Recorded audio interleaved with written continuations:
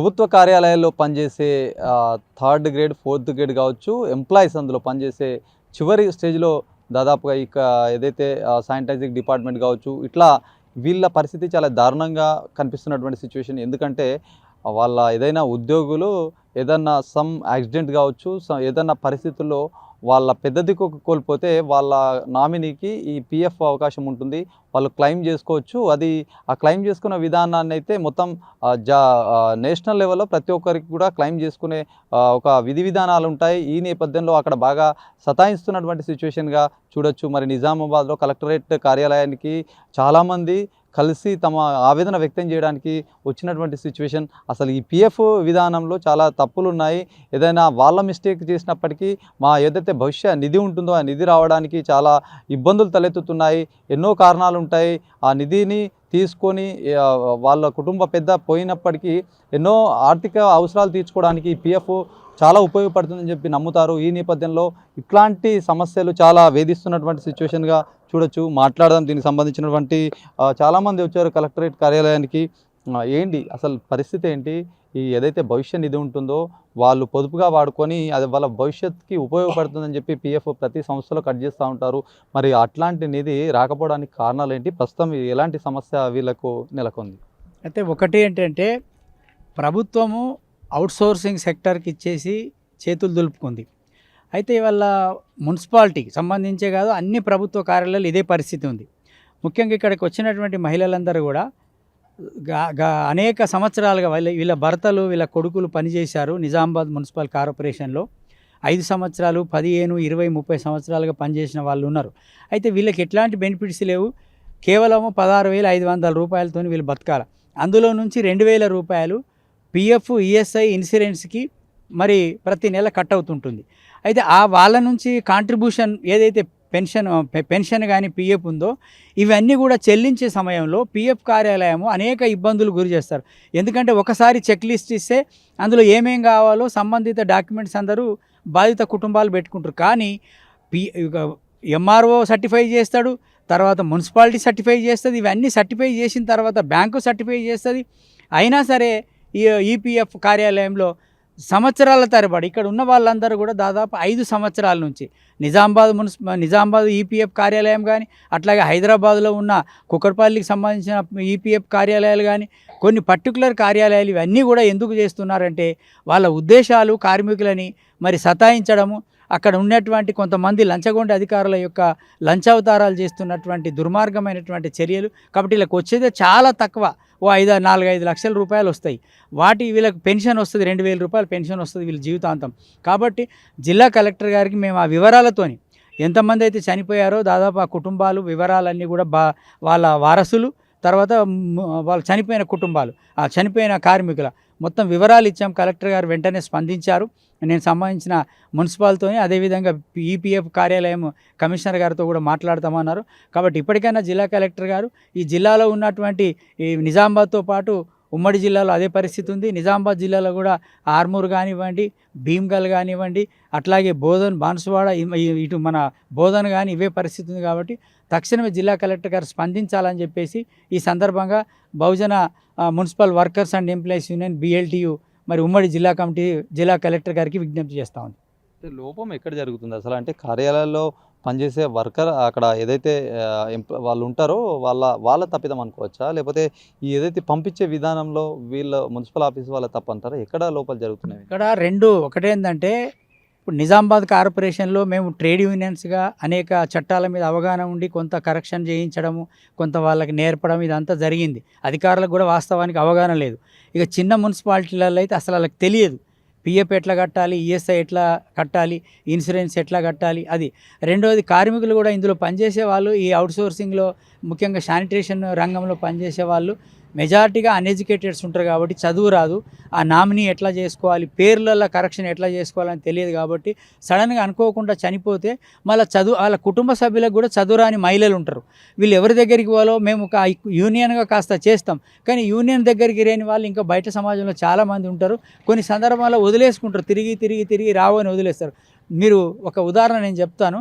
మీరు ప్రతి సోమవారం మీరు నిజామాబాద్లో ఉన్న ఈపీఎఫ్ కార్యాలయానికి పోయినరి 100 మంది మహిళలు ఇతర బీడీ కార్మికులు కానీ ఇతరతర రంగాల కార్మికులు కానీ అక్కడ అనేక సంవత్సరాలుగా తిరుగుతూ ఉంటారు. కానీ ఎవడు పట్టించుకున్నట్టు వాడు ఉండడు.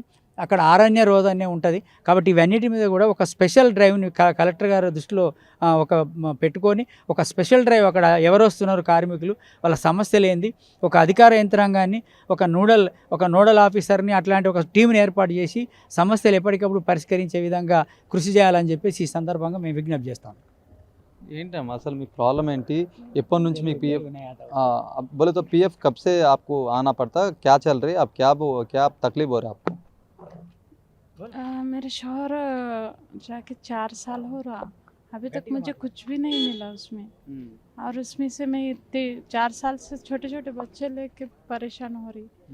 अभी तक हैदराबाद से भी कुछ भी आंसर नहीं आया, ना निजामाबाद से नहीं। तो मैं सच काम करके जीती, उसमें कुछ यहाँ तक आया। मुझे कुछ तो न्याय होना, इसलिए मैं यहाँ तक आया। अब निजामाबाद पीएफ ऑफिस को गए थे? हाँ, क्या बोल रहे थे?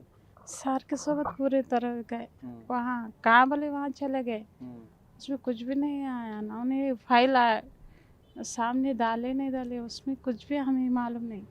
उन्हें तो हम पूरे पेपर्स दे दिए, पूरे में पेपर दे दिए, और उससे आंसर नहीं दिए हमें कि हो गया पेपर्स रेडी या होने वाला है। 4 साल से मैं और मेरे बच्चे ऐसा जीती। मैं अकेले काम कर लेती हूँ, बच्चे छोटे छोटे हैं मेरे बच्चे। कितने आना आपको कितने आना है क्या है? तो खास मालूम नहीं है कितने आना सो, मगर मेरी हमारे घर के एक जान गए सो उतने में परेशान हूँ मैं कि उन्हें थे तो मुझे जान थी, अब नहीं है तो दुनिया खराब दिखती है। उन्हें है तो सब कुछ है, अब कुछ तो होना, उनके सपोर्ट रहना हमें भी। మీ పరిస్థితి ఏందమ్మా? ఎంత రావాలి? మీరు ఎన్ని నెలల నుంచి తిరుగుతారు? నేను తిరగబట్టి 4 సంవత్సరాల నుంచి తిరుగుతున్నా. 4 వెళ్ళి 5 పడ్డాయి ఇప్పుడు. అయినా కానీ ఏం అసలు పట్టించుకుంటలేరు. మేమేమో అన్నను ఒత్తిడి ఎత్తున్నాం. అన్న పోయి అక్కడ అడిగినా కానీ అక్కడ నుంచి ఒక పేపర్దే, ఇక్కడ నుంచి ఒక పేపర్దే అంటున్నారు. మేము కష్టపడాలా? మేము మా డబ్బులు అకౌంట్లో చేసుకోవాలా? మళ్ళీ మమ్మల్ని ఇంత ఇబ్బంది ఎందుకు పెట్టుడు? మేము ఎంత బాధపడుతున్నాము, ఫ్యామిలీని పిల్లల్ని పట్టుకొని మేము ఎంత కష్టపడుతున్నామో మాకు తెలుసు. అది మా డబ్బులు మాకిచ్చుడికి వాళ్ళకెందుకు అంత ఇబ్బంది? ఇప్పుడు మేము వాళ్ళ ఇంట్లోకి వెళ్ళి ఇవ్వమంటలేం కదా, కష్టపడితేనే కదా. రోడ్డు మీద మేము ఎంత బాధపడుతున్నామో మాకు తెలుసు. ఒక 5 గంటల రాత్రికి పోయి చేసినా కానీ ఏం బస్సు గుద్దెది తెలియదు, ఏమో మేము ఇంటికి వచ్చేదాకా కర్ర లేకుండా ఉన్నది. పరిస్థితి ఎట్లా? చిన్న చిన్న పిల్లగాళ్ళు ఉన్నారు కదా మాకు. అలాంటప్పుడు మా డబ్బులు మీ దగ్గర పెట్టుకుంటే మీకేమొస్తుంది? ఇప్పుడు వర్క్ చేసేటప్పుడు ఏదన్నా ఇయ్యాల పేదవాళ్ళు ఉన్నారు కదా, వాళ్ళ డబ్బులు వాళ్ళకి ఇచ్చేయాలా, వాళ్ళ అకౌంట్లో వాళ్ళకి వేసేయాలన్నట్టు ఉండాలి కదా. ఇంత దాకా కలెక్టర్ ఆఫీస్ దాకా వచ్చేదాకా చూసిరు సార్. మాకు ఏది ఉన్నా కానీ మా డబ్బులు మాకు కస్టడీ చేయని, ఏది ఉన్నా కానీ కొద్దిగా మీరు దయచేసి, మాకు మస్తు ప్రాబ్లం ఉన్నాయి, మాకు మా బాధలు చెప్పుకోలేకున్నాం. మా అక్కకు కాళ్ళు నొప్పులు, ఆమె నడవలేదు. నాకు చిన్న కొడుకున్నాడు, ఒక్కదాన్ని ఇంట్లో అన్నీ సగబెట్టుకోవాలి, ఇంట్లో బాకీలు కట్టుకోవాలా, ఇవన్నీ ఉన్నాయి. మా ఆయన చనిపోయిండు, అకస్మాత్తుగా చనిపోయిండు. ఇప్పుడు 5 సంవత్సరాలు అవుతుంది ఆయన చనిపోయి. అయినా కానీ పిఎఫ్ డబ్బులు ఇప్పటిదాకా ఒక్క సరణ లేపుకోలేము, ఈఎస్ఐ లేపుకోలేము, పిఎఫ్ లేపుకోలేము. మా డబ్బులు మాకు కస్టడీ చేయండి దయచేసి. సార్ మా ప్రాబ్లం ఏంటి అంటే మేము ఇంటికి పెద్ద దిక్కును కోల్పోయి ఇబ్బందులో ఉంటాము. ఆ ఇంటికి పెద్ద దిక్కును కోల్పోయినప్పుడు మా ఇంటి అవసరాలు తీరాలంటే ఆడపిల్లగా మేము చేయాలంటే కష్టం. మాకున్న పిల్లల్ని పెంచి పోషించాలంటే మాకు పెద్ద దిక్కునే కోల్పోయినాం గవర్నమెంట్ నుండి. ఆ గవర్నమెంట్ వాళ్ళు ఇచ్చే ఫీఎఫ్ ఏదంటే పిల్లల చదువు విషయంలో కానీ ఇంటి అవసరాల విషయం కానీ ఏదన్నా మేము చేసుకోగలుగుతాం. కానీ ఫీఎఫ్ నుండి వచ్చే ఫండ్ ఏది రాక మేము పని చేసిన చిన్న చిన్న వేతనాల ద్వారా ఇల్లు గడవడం కూడా కష్టమవుతుంది. కానీ మాకు రావాల్సిన ఏదైతే ఫీఎఫ్ ఉందో అది మాకు చెల్లిస్తే మా పిల్లల చదువుల విషయమైన అవసరం ఉపయోగపడుతుంది కదా సార్. మాకు ఇంత ఇబ్బంది, చిన్న చిన్న మిస్టేక్ల వల్ల మాకు పైదాకా వెళ్ళిన ఫైల్స్ రిటర్న్ చేయడం, మళ్ళీ ఇది లేదు అది లేదు అని చెప్పేసి రిటర్న్ చేయడం, కరెక్ట్ క్లారిటీ ఇవ్వకపోవడం మాకు చాలా ఇబ్బందులకు గురి చేస్తుంది.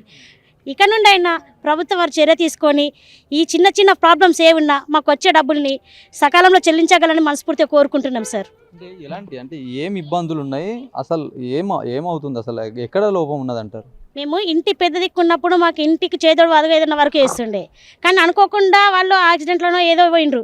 మాకు ఇల్లు గడవాలంటే కష్టంగా ఉంది. ఇంటి పిల్లలు పెంచడంలో కానీ ఇల్లు కట్టుకోవడం ఇబ్బందులు అనేక. పిఎఫ్ ఆఫీస్లో మీకు వచ్చే ఏదైతే భవిష్యత్ నిధి పిఎఫ్ ఉందో ఎందుకు రావట్లేదు, ఎక్కడ నిర్లక్ష్యం జరిగింది, అసలు ఏం జరిగింది అంటున్నాను. మేము అన్ని కరెక్టే సబ్మిట్ చేసినాం సార్. పిఎఫ్ ఆఫీస్లో ఏ నిర్లక్ష్యమైందో తెలియదు. కొన్ని సంవత్సరాలు పిఎఫ్ ఆఫీస్ చుట్టూ తిరుగుతున్నాము, కానీ అక్కడ వాళ్ళు చేసే చిన్న చిన్న మిస్టేక్లకు మా డబ్బులు ఆపిర్రు.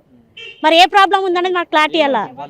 వాళ్ళు ఏమంటున్నారు, సబ్మిట్ చేస్తున్నామని అంటున్నారు, మళ్ళీ ఇంకా రిమార్కులలో ఏదో ఒక సర్టిఫికేట్ కావాలని రిటర్న్ చేస్తున్నారు. అది క్లారిటీ అనేది మనకు ఒక చెక్ లిస్ట్ ఇస్తే కదా, దాంట్లో ఏదేది సబ్మిట్ చేయాలి, ఏదేది కావాలంటే మేము పెట్టేక్కడికైతే అన్ని పెట్టేస్తున్నాం సార్. ఫ్యామిలీ మెంబర్ సర్టిఫికేట్ కానీ, డెత్ సర్టిఫికేట్ కానీ, ఆధార్స్ కానీ, పిఎఫ్ అకౌంట్ నెంబర్స్ కానీ అన్ని సబ్మిట్ చేసినాక కూడా మళ్ళీ మాకు ఇక్కడ ఇది సరిపోలేదు, అది సరిపోలేదు, ఈ సర్టిఫికేట్ కావాలి, ఆ సర్టిఫికేట్ కావాలి అని చెప్పేసి మాట్లాడుతూ ఫైల్ని రిటర్న్ చేస్తున్నారు. కానీ మొత్తం మాకు క్లారిటీ అనేది ఇది కావాలని మొత్తం అని అడిగితే కదా మేము చేయగలుగుతాం సార్. మేము చాలా 2 సంవత్సరాల నుండి తిరుగుతున్నాం సార్. మరి మాకు ఇంత క్లారిటీ లేనిది కూడా మేము ఇక్కడ నుండి తిరుగుతాం సార్. మాకు పెద్ద దిక్కుగా వీళ్ళు చేస్తున్నారు, కనీసం వాళ్ళకన్నా క్లారిటీ ఇవ్వాలి కదా సార్, ఇవి కావాలి అని. 3 టైమ్స్ రిటర్న్ చేసారు సార్. అది కరెక్ట్ కాదు, ఇబ్బందులకు గురి చేయడం కరెక్ట్ కాదు. మా పిల్లల భవిష్యత్తు కూడా మాకు ముందటుంది. ఇప్పుడు సడన్గా వాళ్ళది పిఎఫ్ సెటిల్మెంట్ కాలేదు, రేపు మేము కూడా ఇదే ఫీల్డ్ల వరకు వేస్తున్నాము. మరి మా పరిస్థితి ఏంది సార్? ఇప్పుడు మేము ఉన్న పట్టి తిరుగుతున్నాం, తర్వాత మా పిల్లలు తిరిగే పొజిషన్లో ఉంటారా? గవర్నమెంట్కి మా ఆవేదన వ్యక్తం చేస్తున్నాం. ఇక్కడ సారు మాకు 5 సంవత్సరాల నుంచి అన్ని పట్టించుకుంటుండు, ఫైలు పోతున్నాయి వస్తున్నాయి సారు. మా భర్త చచ్చిపోయి 5 సంవత్సరాలు అవుతుంది. నాకు ఒక కొడుకు ఒక బిడ్డే సారు. నాకు యాక్సిడెంట్ అయింది. యాక్సిడెంట్ అయినప్పుడు నా కొడుకును బిడ్డని వాళ్ళు చూసుకుంటారు. పిఎఫ్ డబ్బులు వస్తున్నాయి, నా కొడుకు ఇట్లా చూసుకుంటాడు, అన్నీ చూసుకుంటాడు. సాతనైన రోజులు నేను చేస్తాను ఎక్కిచ్చిండు దండ వెంకట సారు. మరి ఆ పిఎఫ్ పైసలు 5 సంవత్సరాల నుంచి ఆగిపోతున్నాయి సార్. నా కిరాయి బతుకు సారు. నేను ఎన్ని రోజులు 14,000 మీద ఎన్ని రోజులు బతకాలా సారు? నా డబ్బులు నాకు ఏమంటే ఉల్టా ఫైలు పోతుంది, సారు తిరుగుతుండు వస్తుండు. ఇందాక కలెక్టర్ ఆఫీస్ దాకా వచ్చినాం. ధన్యవాదాలు సారు. మేము మా పైసలు మా డబ్బులు మా చెల్లించితే మాకు మా పిల్లలకు నాకు భవిష్యత్తు తెలుస్తుంది. యాక్సిడెంట్ అయ్యి నేను 1 నెల రోజులు వండుకున్నా సారు. మున్సిపాలిటీ వర్కర్లు కాబట్టి వాళ్ళు చూసుకొని 1 నెల జీతం ఇచ్చిర్రు సార్. మా ఆయన ఇట్లా మున్సిపాలిటీ వర్క్ చేయంగానే వర్క్ చేయంగానే చనిపోయిండు సార్. దండ వెంకట సార్ చూసుకున్నాడు, అందరూ చూసుకున్నారు సారు. మున్సిపాలిటీ వాళ్ళు చూసుకున్నారు. మా పిఎఫ్ డబ్బులు ఆగిపోతున్నాయి సారు. 5 సంవత్సరాల నుంచి సారు, 5 సంవత్సరాల నుంచి ఆగిపోతున్నాయి. మా డబ్బులు మాకు ఏమంటేనే బాధనా సారు? Thank you sir. అంటే ముఖ్యంగా ఇప్పుడు ఏదైనా ప్రభుత్వ రంగం, ప్రైవేట్ రంగం ఏదైనా దానికి సంబంధించి పిఎఫ్ సంబంధించినటువంటి ఒక డిపార్ట్మెంట్ ఉంటుంది. వాళ్ళు ఇలాంటి తప్పులు ఏమైనా ఉంటే వాళ్ళు పిఎఫ్ ఆఫీస్కి రిఫర్ చేస్తారు, సరి చేసే విధానం ఉంటుంది. మరి ఇంత పెద్ద మున్సిపల్ కార్పొరేషన్లో, మున్సిపల్ ఆఫీస్లో మరి ఇంతమంది అభాగ్యులు ఈరోజు కలెక్టర్ కార్యాలయానికి వస్తున్నారంటే అక్కడ ఏం జరుగుతుంది? అసలు వాళ్ళు పట్టించుకోకపోవడమా, లేకపోతే వీళ్ళకి ఏమన్నా సంబంధం, ఎంత కొంత డబ్బులు ఇస్తే చేసి పెడతామనే ఒక ఉద్దేశం ఏమన్నా ఉందా? ఏమనుకోవచ్చు అసలు? ఇప్పుడు మున్సిపల్ కార్పొరేషనే ప్రధాన దీని నిందితురాలు, అంటే మా నేరస్తుడు ఎవడు ఈ కార్మికులకు అన్యాయం చేయాలంటే ప్రధాన బాధ్యత మున్సిపాలిటీ కార్పొరేషన్. ఎందుకంటే వీళ్ళ పేర్లు కరెక్షన్ కానీ లేదా ఇంకా ఏదైనా ఉంటే డాక్యుమెంట్ అన్నిటిని ఎట్లా పెట్టాలి అనేది, ఏం చేయాలి అనేది. ఇప్పుడు ఒక కార్మికుడు చనిపోగానే ఇప్పుడు ఏముంటుందంటే ఈ కార్మికులలో 99% యూనియన్లే పనిచేసి పెడుతున్నాయి. అందులో ఆఫీస్లో ఉన్నాడు ఎవడు పని చేయట్లేదు. ఎందుకంటే వీళ్ళు క్యాస్ట్ సర్టిఫికేట్ తెచ్చుకోవాలా, ఏదైనా డెత్ సర్టిఫికేట్ తెచ్చుకోవాలంటే కార్మికులు తీసుకొస్తారు. ఏదైనా అప్లికేషన్ రాయాలంటే మేము రాయాల్సి వస్తుంది, మా పని కాదు. వాస్తవానికి ఏంటంటే ఈ పిఎఫ్ ఆఫీస్ కానీ ఈఎస్ఐ ఆఫీస్ కానీ మున్సిపాలిటీ ఏం చేయాలా, ఈ కార్మికుడు చనిపోయాడు, ఈయనకు రావాల్సిన బెనిఫిట్స్ కోసము ఏమేమి కావాలని చెక్ లిస్ట్ తీసుకొచ్చి అది అన్ని డాక్యుమెంట్స్ అన్నీ మున్సిపల్ త్రూ జరగాలి. కానీ మున్సిపాలిటీలో అసలు దాని బాధ్యత ఇవాళ వచ్చిన కమిషనర్ గారికి కూడా మేము గత 1 year నుంచి చెప్తున్నాం. ఎప్పుడు చెప్పినా అవుతుంది అంటారు, అంటాడు. ఈఎల్లోకి అటెండర్ పోతాడు, రేపు అసలు వాళ్ళ మీద ఇక్కడ పనిచేసే వాళ్ళు లేడు, దీని ఫైల్ పుటప్ చేయడం రాదు, రెండోది దీని అవగాహన లేదు. కాబట్టి మున్సిపల్ ఏదైతే కార్పొరేషన్ ఉందో నిజామాబాద్ కార్పొరేషను ఈ విషయంలో, కార్మికుల విషయంలో, ఈ పిఎఫ్ ఈఎస్ఐ విషయంలో కార్పొరేషన్ని సక్రమంగా పెట్టాల్సిన బాధ్యత కలెక్టర్ గారు మరి రెగ్యులర్గా సమీక్ష చేస్తున్నారు. కానీ కార్మికుల సమస్యల మీద, కార్మికుల పిఎఫ్ ఈఎస్ఐ మీద, వీటి మీద సమీక్ష చేయవలసిందిగా నేను జిల్లా కలెక్టర్ గారికి కోరుకుంటున్నాను. అంటే ఇప్పుడు కేవలం అంటే ఎవరైనా చనిపోయిన వాళ్ళే ఈ విధంగా ఇష్యూ నడుస్తున్నాయా, లేకపోతే కొంతమంది మధ్యలో 5 సంవత్సరాలు పనిచేసిన తర్వాత మధ్యలో ఏదైనా అవసరం ఉంటే కూడా తీసుకునే అవకాశం ఉంది, ఫెసిలిటీ ఆన్లైన్లో కూడా ఈ ప్రక్రియ జరుగుతూ ఉంది. మరి దానికి కూడా ఇట్లాంటి ప్రాబ్లమ్స్ ఏమైనా ఉన్నాయి? దానికి ఏముండదు. దానికి ఎవరైనా ఆన్లైన్లో అప్లై చేసుకుంటే అది ఆన్లైన్ ఛార్జెస్ తీసుకుంటారు. అప్లై చేసుకుంటే అది 3వ వ్యక్తికి తెలియకుండా వాళ్ళ అకౌంట్లోకి వెళ్ళిపోతుంది. వాళ్ళ పిఎఫ్ సంబంధించిన వాళ్ళ లోన్ డబ్బులు తీసుకుంటారు. అక్కడ ఏం లేదు. ఎవరైతే రిటైర్మెంట్ అయిపోతారో లేదా ఎవరన్నా యాక్సిడెంటల్ డెత్ లేకపోతే న్యాచురల్ డెత్ అవుతుందో వాళ్ళకి రావాల్సిన బెనిఫిట్ దగ్గర ఇదంతా లంసమ్ అమౌంట్ వస్తుంది కదా, ఆ లంసమ్ అమౌంట్ దగ్గర వీళ్ళు ఈ పిఎఫ్ ఆఫీస్, అదే ఈఎస్ఐ పర్ఫెక్ట్ ఉంది, పిఎఫ్ మాత్రమే ఇదంతా సమస్యలు సృష్టిస్తుంది. మేము కరీంనగర్ పోయినాం. కరీంనగర్లో అసలు ఒక్క మనిషి లేడు ఆడ. ఎందుకంటే వచ్చిన ఫైల్ వచ్చినట్టే ఎంబటెంబటే క్లియర్ చేస్తున్నారు. కానీ ఈడ వందలాది మంది. ఇప్పుడు నిజామాబాద్ కార్పొరేషన్కి ఈ ఫైళ్ళు కూడా సోమవారం మాత్రమే తీసుకుంటారు. రెగ్యులర్గా తీసుకోవచ్చు కదా, అదేంది నిబంధన ఎక్కడ లేని, చట్టంలో లేని కొత్త చట్టం వీళ్ళు రూపొందించారు. కమిషనర్ గారు కూడా లెటర్ రాశాడు, మీరు డైలీ తీసుకోవాలా. మున్సిపాలిటీ అయితే మాకు చాలా పెద్ద కార్పొరేషన్ ఇది, దాదాపు 1280 మంది పనిచేస్తుంటారు, ఏదో సమస్య ఉంటుంది, రెగ్యులర్ తీసుకోవాలంటే మేము తీసుకోమని చెప్పారు. తీసుకోకపోతే మాకు రిప్లై ఇయ్యారంటే 3 నెలల తర్వాత రిప్లై ఇస్తామని చెప్పారు వాళ్ళు. సో చూడొచ్చు, మొత్తానికి ఏదైతే ఈ భవిష్య నిధి ఉందో ఇది వాళ్ళ నామినీలకు చాలా ఉపయోగపడే అంశము. మరి ఇట్లాంటి విషయంలో మున్సిపల్ కార్పొరేషన్ అధికారులు కావచ్చు, ఇక్కడ పిఎఫ్ అధికారులు కావచ్చు నిర్లక్ష్యం చేస్తున్నారని చెప్పేసి ప్రధానంగా వాళ్ళ ఆవేదన అయితే వెళ్ళబొక్కుతున్నటువంటి సిచ్యువేషన్గా చూడొచ్చు. మరి అధికారులు తొందరగా స్పందించి తమ ఏదైతే ఈ పిఎఫ్ డబ్బులను ఇప్పించాలని వాళ్ళు కోరుతున్నటువంటి సిచ్యువేషన్. కెమెరా పర్సన్ సందీప్తో శ్రీనివాస్, అభినవ్ భారత్, నిజామాబాద్ నుంచి.